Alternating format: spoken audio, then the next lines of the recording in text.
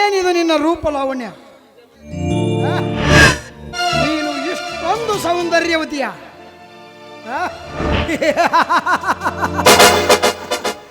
ಏನು ನಿನ್ನ ರೂಪ ಲಾವಣ್ಯ? ಏನು ನಿನ್ನ ಐಶ್ವರ್ಯ? ಸುರಲೋಕದ ಸುಂದರಿ, ಯಾವರಿಯಂತ ಮುಖ, ಹೂವಿನಂತ ಹೃದಯ, ಹಾಲಿನಂತ ಮನಸ್ಸು. ನಿನ್ನೊಮ್ಮೆ ನೋಡಿ ನಾನೆಂದು ನನ್ನ ತೋಳುಗಳ ಮಧ್ಯ ಅಪ್ಪಿ ಸುಖ ನೀಡುವೆನೆಂದು ಹೊರೆಯುತ್ತಿದೆ ಎನ್ನ ಮನ. I love you Savitra, I love you.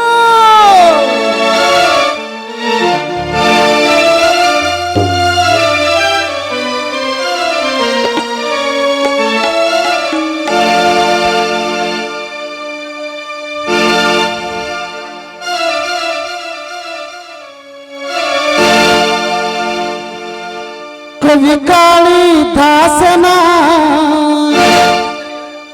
ಓ ನನ್ನ ಶಾಕುಂತಲೆ, ಓ ನನ್ನ ಶಾಕುಂತಲೆ, ಓ ನನ್ನ ಶಾಕುಂತಲೆ.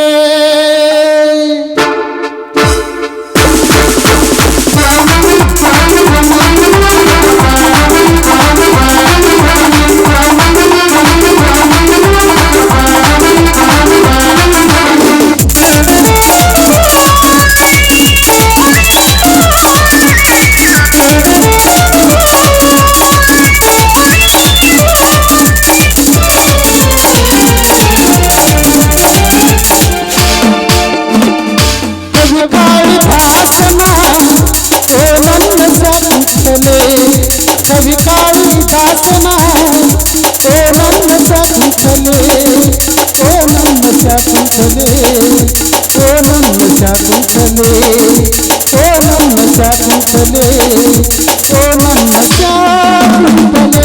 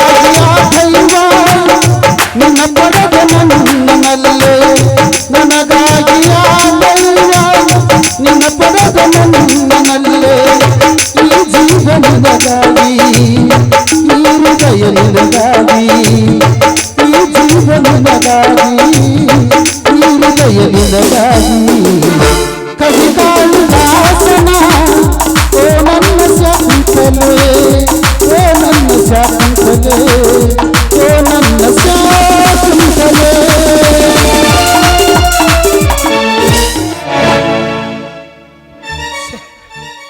ಇದು ನನ್ನ ಭ್ರಮೆನಾ ಸಾವಿತ್ರ? ನನ್ನ ಕನಸಿನಲ್ಲಿ ಕಂಡ ನೀನು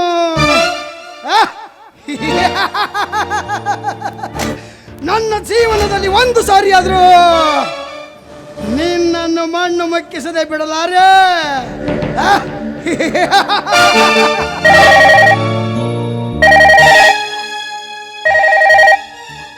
ಹಲೋ ದಣಿ, ನಾವು ಆ ಶೇಖರನ ಕತೆ ಮುಗಿಸಬೇಕೆನ್ನುವಾಗ ಯಾರೋ ಬಂದು ಅವನನ್ನು ಕಾಪಾಡಿಬಿಟ್ಟರು. ನಮ್ಮ ಹೊಡೆತ ತಾಳಲಾರದೆ ಅವನೀಗ ಆಸ್ಪತ್ರೆ ಸೇರಿದ್ದಾನೆ.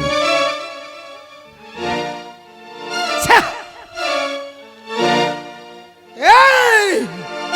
ಶೇಖರ್, ನಾ ಕೊಲೆ ಮಾಡಬೇಕೆಂದು ನಾ ಸಾಕಿದ ಬಂಡರನ್ನು ಕಳಿಸಿದ್ರೆ ಇನ್ನು ಆ ಮಗ ಬದುಕಿ ಆಸ್ಪತ್ರೆ ಸೇರಿದ್ದಾನಂತೆ. ಈಗ ನನಗೆ ಸಹಿಸಲಾರದಷ್ಟು ಹೊಟ್ಟೆ ಕಿಚ್ಚು ಹೊಟ್ಟೆಗೆ ಹತ್ತಿ ಉರಿತಾ ಇದೆ.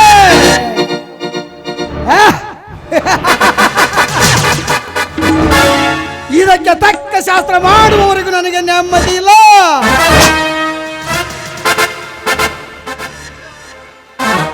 ಈಗ ಅವನು ನನ್ನ ಪಾಲಿಗೆ ರೊಚ್ಚಿಗೆದ್ದ ಹುಚ್ಚು ನಾಯಿ. ಆ ನಾಯಿ ಬಂದು ನನ್ನನ್ನು ಕಚ್ಚ ಮೊದಲೇ ಅವನನ್ನು ಇಲ್ಲ ಅನ್ಸ್ಬಿಡ್ಬೇಕು.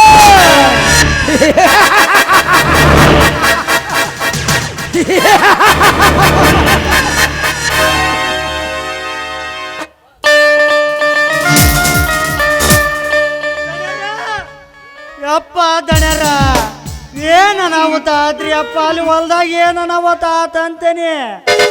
ಆ ವಾಲಿಕಾರ ಭೀಮಣ್ಣನ ಮಗ ರಾಯ ನಿಮ್ಮ ಉಲದ ಮುಂದೆ ಅದಾವಲ್ರಿ ತೆಂಗಿನ ಮರ ಮಾವಿನ ಮರ, ಅದ್ರಾಗಿನ ಮಾವಿನಕಾಯಿ ಕೀಳಾಕು ಕೊಡುವಲ್ಲ, ತೆಂಗಿನಕಾಯಿನೂ ಕೀಳಾಕು ಕೊಡುವಲ್ಲ. ಆ ಹೊಲದ ಬದಿನ ಮ್ಯಾಗ ಹಚ್ಚೇವಲ್ರಿ ನೀರ್ಲ ಮರ ಬೇವಿನ ಮರ, ಅವನು ಕಡಿಸಿ ಕೊಡುವಲ್ರಿ ಅಪ್ಪ. ಯಾಕೆ ತಮ್ಮ ಹಿಂಗ ಮಾಡಾಕತ್ತಿ ಅಂತ ಹಿರಿಯ ಆದವನ್ನ ಕೇಳಾಕ್ ಹೋದ್ರ ನನ್ನ ದನ ಬಡ್ದಂಗ ಬಡ್ದು ಆಳ್ನ ಹೊಡೆದು ಕಳ್ಸ್ಯಾನ್ರಿ ಅಪ್ಪ. ಏನಂದ್ರೆ ಮಗಂದ ದಣ್ಯರ ಅದನ್ನೇನು ಕೇಳ್ತೀರಿ ದಣ್ಯರ, ಇಲ್ಲೇ ಬರಾಕತ್ತಾನ ನೋಡ್ರಿ ಅಪ್ಪ. ಅವ ಆ ತಿರ್ಸಿ ದಮ್ಮ ಕ್ವಾಣ ಬಿಟ್ಟಿರ್ತಾರಲ್ರಿ ಹಂಗ ಬರಾಕತ್ತಾನ ನೋಡ್ರಿ ಅಪ್ಪ. ಇವ ಸ್ವಕ್ಕಿರ ಶ್ರೀಮಂತರೇ, ನಿಮಗೆ ಹೊಲ ಮನೆ ಕೊಟ್ಟಿದ್ದು ಸಾಲದಂತ ಗಿಡ ಮರ ಕಡಿಯಕ ಆಳ ಕಳಿಸಿರಿ ಅಂದ್ರ ಏನು ನೀನು ನೀರು ಗೊಬ್ಬರ ಹಾಕಿ ಬೆಳೆಸಿಯ ಹೆಂಗ? ನಾನು ಇಲ್ಲ ನೀನು ಅಂತ ಡಿಸೈಡ್ ಮಾಡಕ್ ಕಳಿಸಿಯೋ?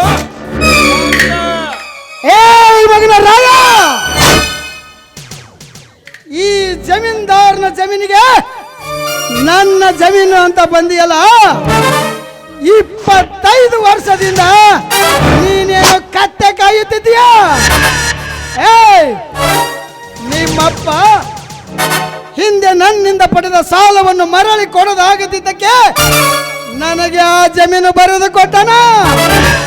ಕೊಟ್ಟಿರಬಹುದು, ಸಾಲ ಕೊಟ್ಟು ಬಡ್ಡಿ ಚಕ್ರ ಬಡ್ಡಿ ಹಾಕಿ ನಮ್ಮ ಆಸ್ತಿಯನ್ನು ಸಂಚು ಹುಡಿ ಹೊಂಚ ಹಾಕಿ ಎತ್ತಿ ಹಾಕಿರ್ಬೋದು. ಕೋಳಿಂಗರಾಯ ಬ್ರಿಟಿಷ್ ಕಾಲದೊಳಗೆ ನಮ್ಮ ತಾತ ಮುತ್ತಾತನವರು ಊರ ಓಲೆಕಾರಿಕೆ ಮಾಡಿದ್ದಕ್ಕೆ ಚಾಕ್ರಿ ಜಮೀನಂತ ಬರೆದು ಕೊಟ್ಟ ದಾಖಲಾತಿ ಪತ್ರಗಳಿವೆ. ಏ ಎಡಬಿಡಂಗಿ ಕಿತಾಪತಿ, ತೆಗೆದುಕೋ ಈ ದಾಖಲಾತಿ ಪತ್ರನ. ನಿಮ್ಮ ದಣಿಗೆ ಓದಿ ಹೇಳಿಬಿಡು ಜಮೀನು ಯಾರ ಹೆಸರಿಗಿದೆ ಅಂತ.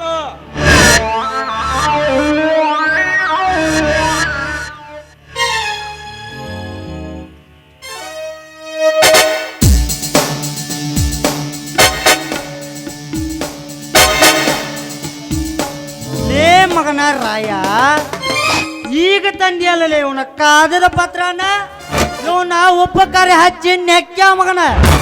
25 ವರ್ಷದಿಂದ್ರಾನು ನಮ್ಮ ದಣಿಯರ ನಿಮ್ಮ ಹೊಲಕ್ಕ ಕಬ್ಜಾ ಅದರ. ಅವಾಗೇನು ಗೆಣಸಿ ಕೆರೆ ಹಾಕೋಗಿದ್ದೆ, ಏನೋ ಶೇಂಗ ಗಿಂಗ ಹರಿ ಹಾಕೋಗಿದ್ದೇವ ಮಗನ. ಕರೆಕ್ಟ್ ಆಗಿ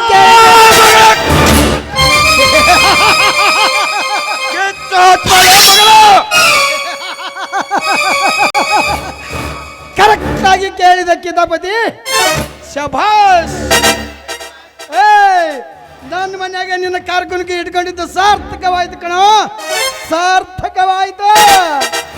ಈ ಮಗಗ ಬರೀ ಬಾಯಾಗನೆ ಹೇಳ್ಬೇಡ, ಒಳಗಿದ್ದ ಲಾಠಿ ತಗೊಂಡ್ಬಂದ ಚೆನ್ನಾಗಿ ಕಟ್ಟಿ ಹಾಕಿ ಹೊಡೆದ ಹೇಳ ಈ ಮಗಗ. ನೀನು ಹೇಳ್ದಂಗ ಹೊಡಿಸಿಕೊಳ್ಳಾಕ ನಾನೇನು ನಿಮ್ಮ ಮನ್ಯಾಗ ತುಡುಗ್ ಮಾಡಿ ಬಂದಿಲ್ಲೋ. ಹಳ್ಳ್ಯಾಗ ಹನುಮಪ್ಪ ಚಂದ ಅಂದಂಗ ಈ ಊರಾಗ ನಿನ್ನ ಸೌಕಾರ್ಕಿ ನಡೆದೈತೆ ಅಂತ ನಡೆಸ್ಬೇಡ. ಹೊತ್ತು ನಿಮ್ಮಪ್ಪನ ಸ್ವತ್ತಲ್ಲ, ಬಡವರ ಮೇಲೆ ದುಡ್ಡಿನ ದರ್ಪ ದಬ್ಬಾಳಿಕೆ ಮಾಡಬೇಡ. ನಮಗೂ ಒಮ್ಮೆ ಸುಯೋಗ ಬಂತಂದ್ರೆ ನಿನ್ನ ದೋಹದ ದಳ್ಳೂರಿಗೆ ಬಲೆಗೆ ಬಿದ್ದ ನಮ್ದವರೆಲ್ಲರೂ ಒಂದಾಗಿ ನಿನ್ನ ಅದೇ ಹೊಲದಾಗ ಹುಗಿದು ಹುಗ್ಗಿ ಉಂಡೆ ಹಾದ ನೋಡಿ ಬೆಳೆ ಬೆಳಿಲಿಲ್ಲ ಅಂದ್ರ ನನ್ನ ಹೆಸರು ಹಿಂಡ ಕುರಿ ಹಾಲು ಕುಡಿದ ಹಾಲು ಮತದ ಹುಲಿ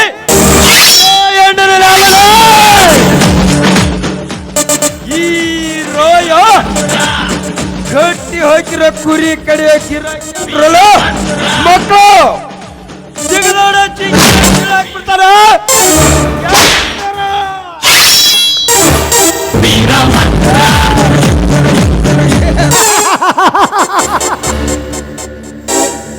ಲೇ ಮಗನ ರಾಯ,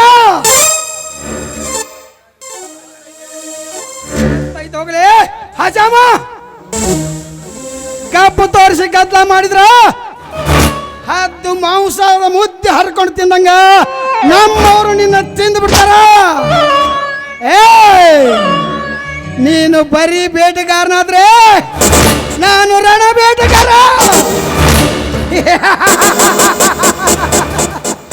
ಕತ್ತಲಲ್ಲಿರುವ ಬೇಟೆನ ಬೆಳಕಿಗೆ ತಂದು ಹೊಡೆದು ತಿನ್ನೋ ಮಗನಾನ ಅಂದಾಗ ನೀನ್ ಯಾವ ಲೆಕ್ಕ? ಏ ಮಗನ ಕಿತಾಪತಿ,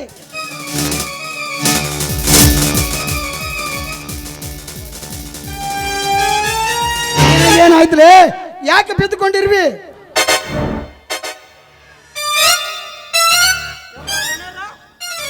ರಾಯ ಹೋದ್ ನೀನು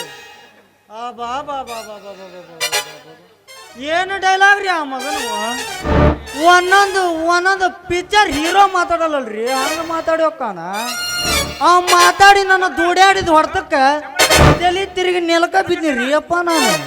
ದಣ್ಯರ ಆ ಹುಡುಗ ಶಾಲಿ ಭಾಳ ಕಳ್ಸ್ಯಾನ, ಅವ್ರಪ್ಪ ಶಾಲಿ ಭಾಳ ಕಳ್ಸ್ಯಾನ ಅವಂಗ. ದಣ್ಯರ ವಾಲಿಕರ್ ಮಗ ಅಂತ ಹಗರ್ ತಿಳಿಬೇಡ್ರಿ, ಭಾಳ ಡೇಂಜರ್ ಮನುಷ್ಯ ಅದಾನವ. ಕಿತಾಪತಿ, ಜಮೀನಿನ ದಾಖಲಾತಿ ನೋಡಿದೆಯಲ್ಲ, ಏನಾಗಿದೆಯೋ ನನ್ನ ಭವಿಷ್ಯಕ್ಕೆ? ಮುಗೀತ್ರಿ ಅಪ್ಪ ತಡಿ, ಎಲ್ಲ ಕತಿ ಮುಗೀತ. ಏನ ತಿಥಿ ಮಾಡೋದು ಒಂದ ಬಾಕಿ ಐತಿ ನಿಮ್ಮ ಮನೆ ಬರಕ. ಲೇ ಅಯ್ಯಕ್ಕೆ ನಂಗೆ ಮಾತನಾಡ್ಬೇಡ. ಏನಾಗಿದೆ ಅಂತ ಸರಿಯಾಗಿ ನೋಡಿ ಹೇಳು. ನೋಡ್ರಿ ದಣಿ, ಈ ಜಮೀನಿನ ಪತ್ರದಾಗ ನಿಮ್ದೇನೂ ಹಾಕಿಲ್ಲ. ಸುಮ್ಮನ ಕಾಲ ಕೇರ್ದ ಜಗಳ ಮಾಡೋದ್ರಾಗ ಅನರ್ಥ ಇಲ್ಲ. ನೀವು ಕೊಟ್ಟ ಹಣಕ್ಕೂ ಬೆಳೆದ ಬೆಳೆಗೂ ಎರಡಕ್ಕ ಸಮ ಮಾಡಿ ಆ ಹೊಲ ಏನೈತಲ್ರಿ ಆ ರಾಯ್ ಬಿಟ್ಟು ಕೊಡೋದು ತುಂಬಾ ಉತ್ತಮ ಅಂತ ನಾ ಹೇಳಾಕತ್ತೇನ್ರಿ ಅಪ್ಪ. ಬಿಟ್ಟು ಕೊಡ್ಲಿಲ್ಲ ಅಂದ್ರ ಏನಾಕತಿ ಮಗನ? ನೀನು ಕೂಡ ಆ ಮಗನ ಬಾಲ ಬಿಡಕತ್ತಿದ್ದಲ್ಲ. ಯಪ್ಪ ಶಿವ, ನಿಮ್ಮ ಮನೆ ಕೂಳು ತಿಂದು ನೀವು ಕೊಟ್ಟಿದ್ದ ಚಾ ಕುಡ್ದು ಅವನಂತ ಬಾಲ ಬಿಡಾಕ ನನಗೇನ ಕಡಿತೇವೇನ? ಇದ್ದ ವಿಷಯ ಇದ್ದಂಗ ಹೇಳಾಕತ್ತೇವ್ ನೀವು ಯಪ್ಪ. ಚಿಕ್ಕಪ್ಪ, ಅನ್ಯಾಯವಾಗಿ ಅನ್ಯರ ಆಸ್ತಿಗೆ ಆಸೆ ಪಡಬೇಡ. ಹತ್ತಾಗೇನು ತಲೆ ಮೇಲೆ ಹೊತ್ತುಕೊಂಡು ಹೋಗೋದಿಲ್ಲ, ಎಲ್ಲಾನು ಇಲ್ಲೇ ಬಿಟ್ಟು ಹೋಗ್ತೇವೆ. ನಾವು ಜನರಿಗೆ ಒಳ್ಳೆಯದನ್ನು ಮಾಡಿದ್ರೆ ಹೊಗುತ್ತಾರೆ, ಕೆಟ್ಟದ್ದು ಮಾಡಿದ್ರೆ ತೆಗುತ್ತಾರೆ. ಯಾವಾಗಲೂ ಜನರಿಗೋಸ್ಕರ ಒಳ್ಳೆಯದನ್ನು ಬಯಸುವುದೇ ನಮ್ಮ ಉದ್ದೇಶವಾಗಿದೆ. ಅಪ್ಪಾರ, ನೀವು ಮಾತ್ರ ಸರಿಯಾದ ಸಮಯಕ್ಕೆ ಬಂದ್ರಿ ನೋಡ್ರಿ. ನಮ್ಮ ದಣಿಯರಿಗೆ ಒಳ್ಳೆ ಮಾತು ಹೇಳಿದ್ರೆ ಕೇಳವಲ್ರ. ಹಂಗ ನೀವು ಬೆಳಗ್ಗೆ 8 ಗಂಟೆಗೆ ಬರ್ತಾನೆ ಅನ್ನೋ ಸುದ್ದಿ ಕೇಳಿದ್ದೆ ನಾನು. ಯಾಕ 5 ಗಂಟೆ 6 ಗಂಟೆ ಆಗಕ್ಕೆ ಬಂತು, ಈಗ ಬಂದ್ರಲ್ಲ? ಹೌದು, ಬರುವಾಗ ಮಾರ್ಗ ಮಧ್ಯೆ ಸರ್ಕಾರದ ವಿರುದ್ಧ ರೈತರ ಹೋರಾಟ ನಡೀತಾ ಇತ್ತು. ಅದರಲ್ಲಿ ನಾನು ಕೂಡ ಭಾಗವಹಿಸಿದ್ದೆ. ಅದಕ್ಕೆ ಬರುವುದು ಲೇಟ್ ಆಯ್ತು. ನೀಲ್ಕಂಠ, ಯಾವಾಗಲೂ ನಿನ್ನದು ಬರೀ ಇದೇ ಆಯ್ತಲ್ಲ. ನೊಂದ ಬೆಂದವರ ವಿರುದ್ಧ ಹೋರಾಟ ಮಾಡಬಹುದು. ಬಿದ್ದೆತ್ತಿನ ಬಾಲ ಹಿಡಿಯುವುದಕ್ಕಿಂತ ಗೆದ್ದೆತ್ತಿನ ಬಾಲ ಹಿಡಿಯುವ ಜನರೇ ಹೆಚ್ಚಾಗಿರುವ ಇಂದಿನ ಕಾಲದಲ್ಲಿ ನೀನು ಕೂಡ ಸತ್ಯ ಸತ್ಯ ಅಂತ ಆ ಬಡವರ ಪರ ರೈತರ ಪರ ಹೋರಾಡಬೇಡ. ಇದನ್ನೇ ಮುಂದುವರಿಸಿದ್ರೆ ಮುಂದೊಂದು ದಿನ ನೀನು ಮೂರ್ಖನಾಗ್ತೀಯ. ಎಚ್ಚರ. ಹೌದು ಚಿಕ್ಕಪ್ಪ, ಸತ್ಯ ಎಂದು ಸಮಾಧಿಯಾಗಬಾರದು, ಅನ್ಯಾಯ ತಲೆ ಎತ್ತಿ ನಿಲ್ಲಬಾರದು. ಸ್ವಾರ್ಥಿ ಸೈತಾನರಿಂದ ಈ ಸಮಾಜದಲ್ಲಿ ಅನ್ಯಾಯ ತಾಂಡವರ್ತಿರುವಾಗ ಸತ್ಯವನ್ನು ಎತ್ತಿ ಹಿಡಿದು ಅನ್ಯಾಯವನ್ನು ಮೆಟ್ಟಿ ನಿಲ್ಲದೆ ಒಟ್ಟು ಗುಣ.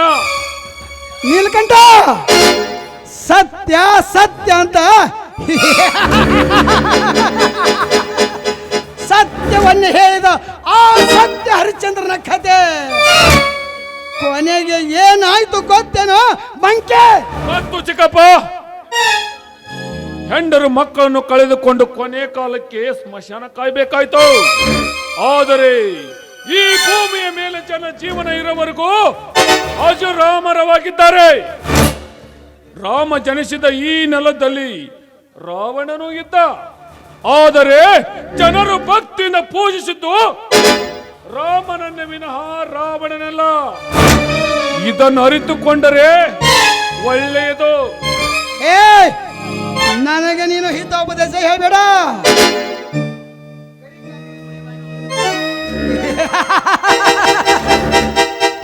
ಕರಿ ಕಾಗಿಗೆ ಬಿಳಿ ಬಣ್ಣ ಬಳಿದ್ರೆ ಬಿಳಿ ಕಾಗಿ ಆಗುವುದಲ್ಲ ನೀಲಕಂಠ. ನಿನ್ನ ಉಪದೇಶ ಏನಿದ್ರು ಕೋಣನ ಮುಂದೆ ಕಿನ್ನೂರಿ ಬಾರಿಸದಂತೆ. ಕಿತಾಪತಿ, ನನಗೆ ಮೂಡ್ ಖರಾಬ್ ಆಗಿಬಿಟ್ಟಿದ್ದು. ತೋಟದ ಮನೆಗೆ ಹೋಗಿ ಪಾರ್ಟಿ ಮಾಡೋಣ ನಡಿ. ಬರ್ರಿ ದಣಿ, ತುಂಡು ತುಂಡು ಎಲ್ಲ ರೆಡಿ ಮಾಡಿಟ್ಟನಿ. ಬರ್ರಿ.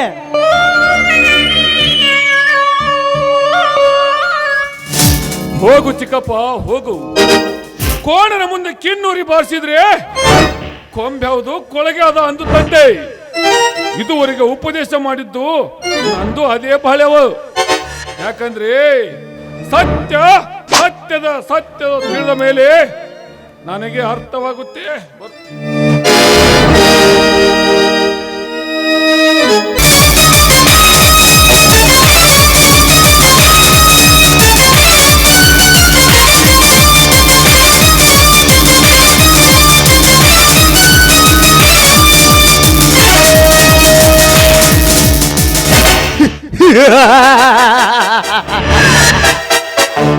ಕೋಳಿಂಗರಾಯ,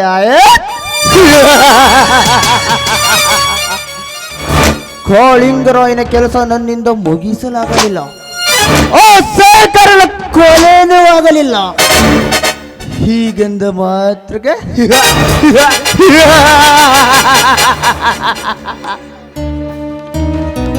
ನಾನು ಅವನಿಗೆ ಮರಳಿ ಹಣ ಕೊಡುವುದಿಲ್ಲ. ಮೋಸಗಾರನೇ ಮೋಸದಿಂದಲೇ ಉತ್ತರಿಸಬೇಕು. ಮುಳ್ಳನ್ನು ಮುಳ್ಳಿನಿಂದಲೇ ತೆಗೆಯಬೇಕು.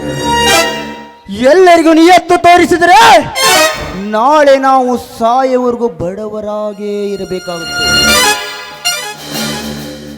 ಬಡವರ ಹೊಟ್ಟೆ ಮೇಲೆ ನೀಚ ಕೋಳಿಂಗರಾಯನಿಗೆ ಮೋಸ ಮೋಸ ಮಾಡಿದರೆ ತಪ್ಪೇನಿದೆ?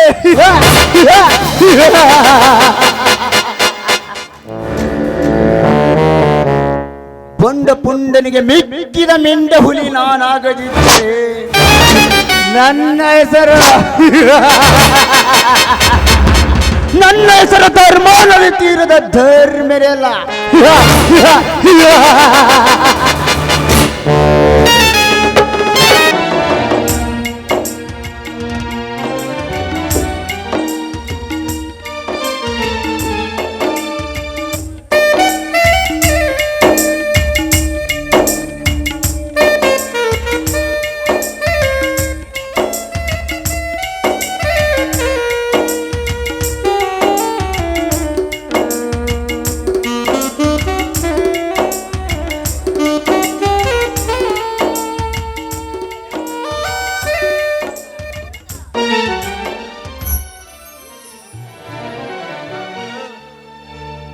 ಪೇಷಂಟ್ ಶವದಾಕಾರದಲ್ಲಿ ಮಲಗಿ 4 ದಿನವಾದರೂ ಚೇತರಿಸಿಕೊಳ್ಳುವ ಸ್ಥಿತಿ ಕಾಣುತ್ತಿಲ್ಲ. ಮುಂದೇನು ಗತಿ ಡಾಕ್ಟರ್? ಸೋಮನಾಥ್, ನಾನು ನಿಮಗೆ ಮೊದಲೇ ಹೇಳಿದ್ದೆ, ಪೇಷಂಟ್ ಪರಿಸ್ಥಿತಿ ಭಾಳ ಕ್ರಿಟಿಕಲ್ ಆಗಿದೆ, ರಿಕವರಿ ಆಗಲು ಭಾಳ ಟೈಮ್ ತೆಗೆದುಕೊಳ್ಳುತ್ತೆ. ಇನ್ನು ನನ್ನ ಕೈಲಾದಂತಹ ಪ್ರಯತ್ನವನ್ನು ನಾನು ಮಾಡಿದ್ದೇನೆ. ಇನ್ನು ಹೆಚ್ಚಿನ ಟ್ರೀಟ್ಮೆಂಟಿಗಾಗಿ ಹುಬ್ಬಳ್ಳಿ KMCಗೆ ಪೇಷಂಟನ್ನು ಕರೆದುಕೊಂಡು ಹೋಗ್ಬಿಡಿ. ಆಯ್ತು ಡಾಕ್ಟರ್, ಎಷ್ಟೇ ಹಣ ಖರ್ಚಾದರೂ ಚಿಂತಿಲ್ಲ. ನನ್ನ ಹಳೆಯ ಶೇಖರ್ ಬೇಗ ಗುಣಮುಖವಾದರೆ ಸಾಕು. ಆಯ್ತು, ನಾನು ಹಣದ ವ್ಯವಸ್ಥೆ ಮಾಡಿಕೊಂಡು ಬರುತ್ತೇನೆ. ಆಯ್ತು, ಓಕೆ.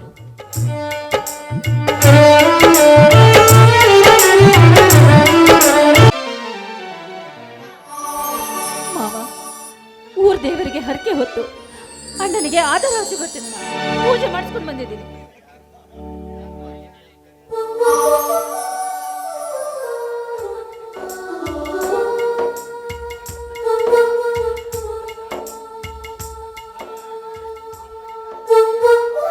ಅಣ್ಣನಿಗೆ ಹಸಿವಾದಾಗ ಊಟ ಮಾಡ್ಬೇಕು ಅಂತೆ, ಆದ್ರೆ 3 ದಿನ ಆಯ್ತು ನನ್ನ ಅಣ್ಣ ಊಟನೇ ಮಾಡಿಲ್ಲ. ಅದು ಹೇಗೆ ಸಹಿಸ್ಕೊಂಡಿದ್ದಾನೋ ಏನೋ. ಅಣ್ಣನನ್ನ ಈ ಸ್ಥಿತಿಗೆ ತಂದವ್ರಿಗೆ ತಕ್ಕ ಪ್ರಾಯಶ್ಚಿತ್ತ ಆಗ್ಲೇಬೇಕು ಮಾವ, ತಕ್ಕ ಪ್ರಾಯಶ್ಚಿತ್ತವಾಗಲೇಬೇಕು. ಹಾಗೆ ಆಗುತ್ತೆ ಸಾವಿತ್ರ, ಸಮಾಧಾನ ತಂದುಕೋ. ಶೇಖರ್ ಕಣ್ಣು ಬಿಟ್ಟು ಗುಣಮುಖವಾದರೆ ಸೇಡಿ ಆ ಚಾಂಡಾಲರು ಯಾರೆಂದು ಸೇಡಿಗೆ ಪ್ರತಿ ಸೇಡು ತೀರಿಸಿಕೊಳ್ಳದೆ ಬಿಡಲಾರ. ನಾನು ಹಣದ ವ್ಯವಸ್ಥೆ ಮಾಡಿಕೊಂಡು ಬರುತ್ತೇನೆ. ಎಷ್ಟೇ ಹಣ ಖರ್ಚಾದರೂ ಚಿಂತೆ ಇಲ್ಲ. ನನ್ನ ಹಳೆಯ ಶೇಖರ್ ಬೇಗ ಗುಣಮುಖವಾದರೆ ಸಾಕು. ಮಾವ ನೋಡಿ, ತೆಗೆದುಕೊಳ್ಳಿ.